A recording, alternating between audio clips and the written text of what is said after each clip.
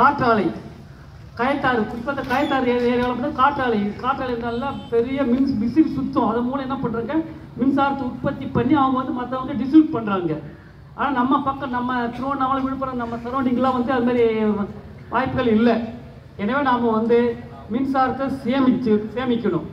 அதுக்கப்புறம் இந்த மழைக்காலங்கள், ஐயா சொன்ன மாதிரி மழைக்காலங்களில் வந்து மின்சார பொருட்களை வந்து பயன்படுத்தும் போது ரொம்ப எச்சரிக்கையாக இருக்கணும். காலைல செப்பல் போட்டு போகணும். அந்த மின்சார சுவிட்செல்லாம் வந்து பழுதடிச்சு அதை வந்து மின்சார பணியாளர்களை கூட்டி சரி செய்ய சொல்லணும். சரியா?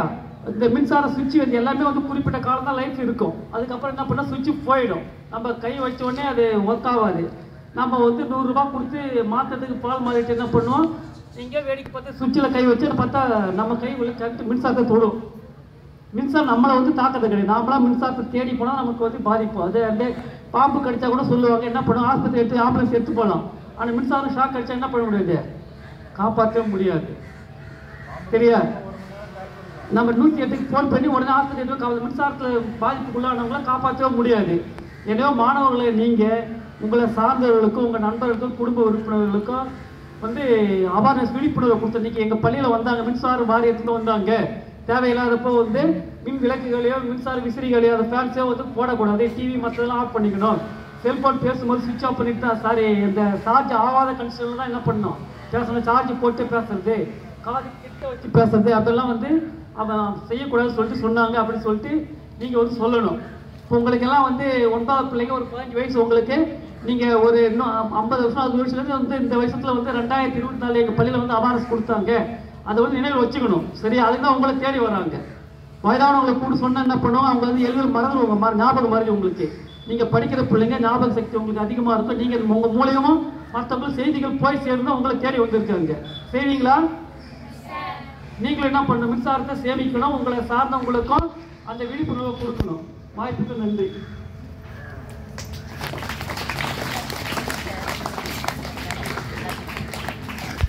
அம்மா அவர்களுக்கும் வாரிய அதிகாரிகள் அவர்களுக்கும் பணியாளர்களுக்கும் உடன் பணியாற்றும் ஆசிரியர் சகோதர சகோதரிகளுக்கும் மாணவ மாணவிகளுக்கும் மாணவிகளுக்கும் காலை வணக்கங்கள்.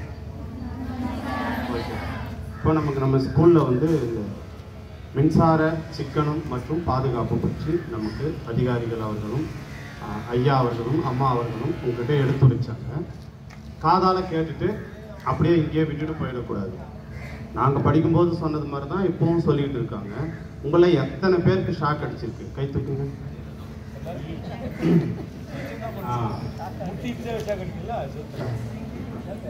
சரி, ஹேண்ட்ஸ் டவுன். இப்போ உங்களுக்கு அப்போ மின்சாரத்தை பற்றி உங்களுக்கு தெரிஞ்சிருக்கு இல்லையா? அப்போ மின்சார சுவிட்சை எப்படி பயன்படுத்தணும், மழைக்காலங்களில் எப்படியெல்லாம் மின்சாரம் எங்கெங்கெல்லாம் வரும் என்பதெல்லாம் நீங்கள் தெரிஞ்சு வச்சுருப்பீங்க இல்லையா? சரி, இப்போ இந்த பெஞ்சால் புயல் வந்தது இல்லையா? இந்த புயலில் கூட பார்த்தீங்கன்னா யாருக்கு அதிகமான ஒர்க் இருந்தது சொல்லுங்கள் பார்ப்போம். யாருக்கு? ஈபியில் இருக்கிறவங்களுக்கு தான் இல்லையா? அங்கங்கே அந்த மின்சார கம்பங்கள் சாஞ்சிருக்கும், நிறைய கம்பிகளே சாஞ்சிருக்கும். அதெல்லாம் போயிட்டு தங்கள் உயிரையும் பணையம் வைத்து அவங்க தான் வந்து நமக்கான பாதுகாப்புக்காக அவங்க உயிரையே கூட விட்டுறாங்க சில நேரங்கள். அதெல்லாம் நம்ம ரொம்ப நன்றி உணர்வோடு இருக்கணும். மின்சாரத்தை நாம் சிக்கனமாக பயன்படுத்தணும். பயன்படுத்துவீங்களா? பாதுகாப்பாக இருப்பீங்களா? உங்கள் வீட்டில் இருக்கிறவங்களாம் போய் சொல்லுவீங்களா? சரிம்மா, அனைவருக்கும் நன்றிகள். இந்த விழாவினை மிக சிறப்பாக நடத்தி கொடுத்த தலைமை ஆசிரியர்களுக்கும் இவ்வளவு நேரம் அமைதியாக கேட்டுக்கொண்டிருந்த இந்த காதல் விட்ட